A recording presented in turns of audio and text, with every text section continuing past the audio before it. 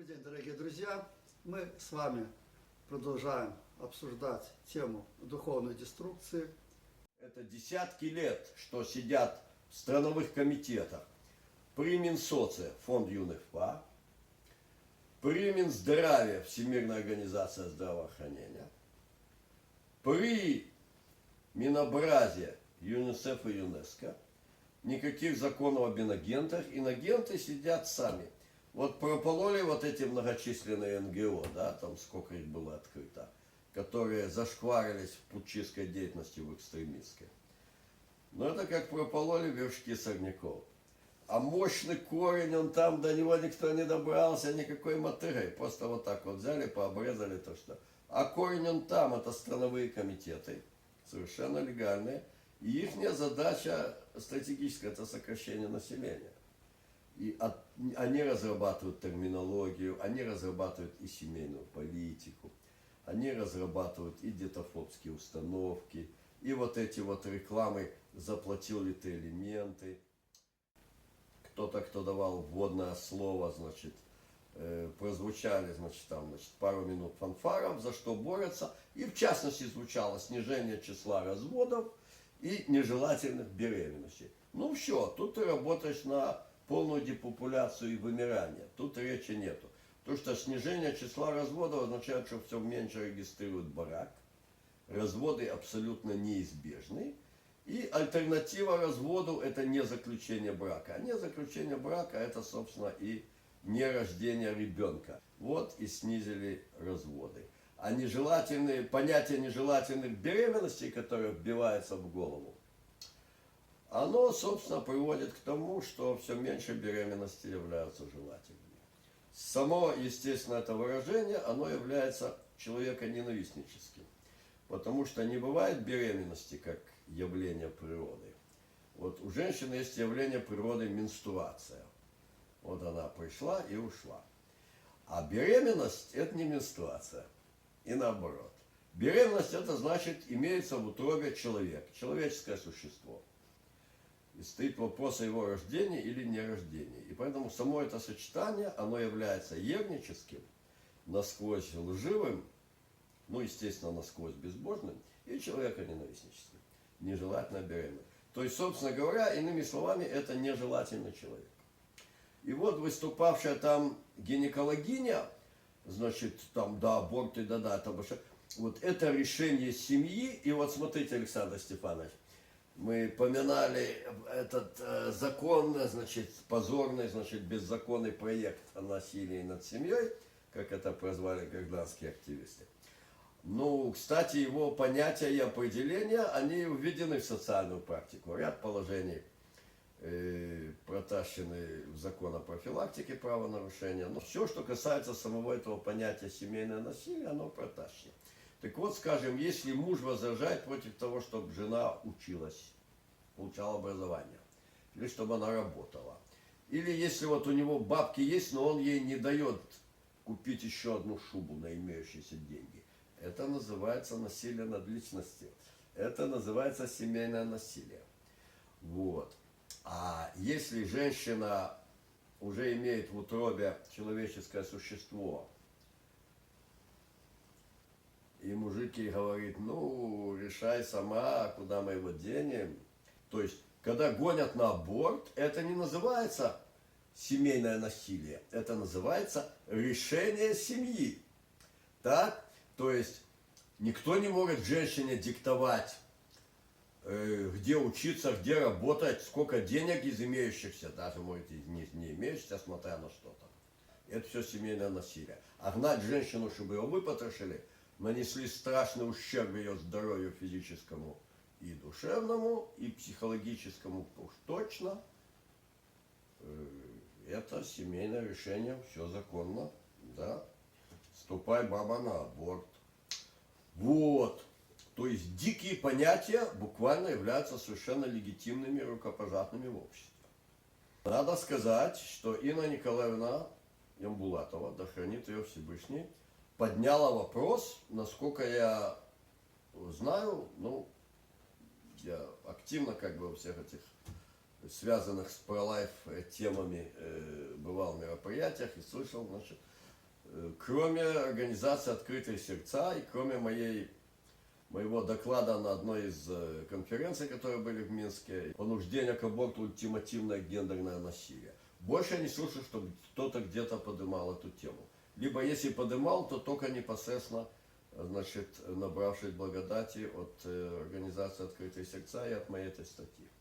А тут вот подняла этот момент Инна Николаевна Булатова, и русские люди быстро едут, Александр Степанович. И оказывается, в России уже там имеются законодательные установления на эту тему тоже. А между тем, опять-таки, нам не надо какие-то клерикальные мракобесные законы. У нас есть наше советское прошлое. Так. И в Советском Союзе в УК всех республик существовала статья о понуждении к аборту. Без разницы легальному и нелегальному. Был благословенный период в истории СССР с 1936 по 1955 год, когда в принципе было внутриутробное убийство вне закона, допускалось по медицинским показаниям. Понятно, что как в любом таком установлении, там были комиссии медицинские, скажем, в начале 50-х годов. В Москве и в Ленинграде 92% обращений, значит, удовлетворялось. Ну, понятно, что это. Но с другой стороны, все-таки не каждая женщина была готова идти к врачу, у нее там те или другие болезни. Все-таки это был серьезный барьер. И хрущевская вот эта легитимация в конце 1955 года, я вот лично очень хорошо знал женщину, которая, будучи беременной, вот как раз тогда, после этой легитимации, она пошла и сделала аборт, не получив от мужа поддержку рожать второго ребенка в тот момент. И вот она говорила, что я, дочь и жена офицера, не пошла бы врать в комиссию и рассказывать, что у меня вода в колене, и тахикардия, и все, что там уже, конечно, имели список, который надо, да. Я бы не пошла это делать. Но раз можно уже было пойти сделать вот так, вот я пошла это делать. Но независимо от степени легальности абортов, от степени практики в обществе, уголовная статья сохранялась, она предшествовала постановлению ЦИК, и она сохранялась в различных республиках до конца 60-х и до начала 70-х годов. То есть и к уже повсеместному и легальному аборту понуждение преследовалось уголовной статьей. Уголовная – это колоссальная разница между уголовной и административной. И вот, значит, я был очень рад услышать, что на таком серьезном форуме общественном в присутствии вот этих мужиков-чиновников с каменными скорбными лицами подняла эксперт Патриаршей комиссии по семье вот этот вопрос что за понуждение к аборту, значит, и, собственно, она сказала, что да, надо принимать уже серьезное законодательство на эту тему. А профиль абортницы и данные приводились, да, по Беларуси это привели, по-моему, 79%, и в России тоже что-то там 2/3. Это замужние женщины, которым, значит, 30 и больше лет. Это средняя женщина, которая приходит на аборт. Так. Для этого ли она вышла замуж, и для этого ли она родила первого ребенка, чтобы убивать следующего. То есть реальной поддержки общества нету. А поддержка многодетных, это уже я говорю, она методом «ну-ка отними». А ты дойди до этих 3 детей, чтобы начать получать эти льготы. И до этих 4, чтобы получить квартиру. А ты до них дойди, как ты дойдешь? Помню, был филитонист такой советский Горелик, был сборник его филитонов издан «Умора». Очень такой, ну, юмор такой, гуморный дядька. И вот там было, значит, предлагаем исполкому такое-то здание заброшенное. 1-й этаж вообще снести. А на 2-й отремонтировать и там построить кафе молодежное. А на чем будет держаться кафе молодежное? Ну как на чем? На энтузиазме молодежных масс будет держаться. Вот так и получается, что 3-й ребенок должен держаться на пустом месте. Потому что 2-го выкидывают, собственно говоря. Да? То есть, грубо говоря, значительное большинство абортов это нерожденный 2-й ребенок. И, соответственно, там не только многодетности не будет, но и двудетности нету. и никак государство рождения этого второго не поддерживает. А самое главное, в общественной обстановке. Потому что вот эта атмосфера детофобии, атмосфера враждебности на рабочих местах по отношению к тем, кто уходит в декрет, те, кто берут больничный по уходу за ребенком. И Инна Николаевна Инбулатова сказала, что в России уже на государственном уровне уже ставятся задачи и ставятся, собственно, такие, так сказать, индексы, да,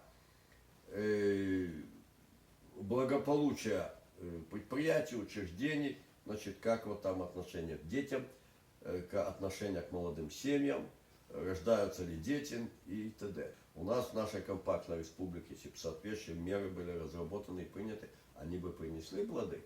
Но политика инофондов, вбитая в голову чиновников здравоохранения, вбитая в парадигмы социальной службы, она реально находится в противоположном векторе. Будем надеяться, что и этот круглый стол какую-то роль сыграет, и тут чиновники могут сколько угодно отрицать, но на уровне союзного государства, когда вот эти реальные тяжелые пробелы в защите традиционных ценностей и демографической безопасности в нашем законодательстве будут подняты, возможно, сборы помощи увидим и позитивные законодательные изменения. Дай то Бог, что так. Но мы на уровне гражданского патриотического общества тоже, думаю, должны обратить внимание на этот момент. Всемирная поддержка деторождению и без, как говорится, но, однако. На этом мы с вами заканчиваем нашу встречу. До свидания, до новых встреч.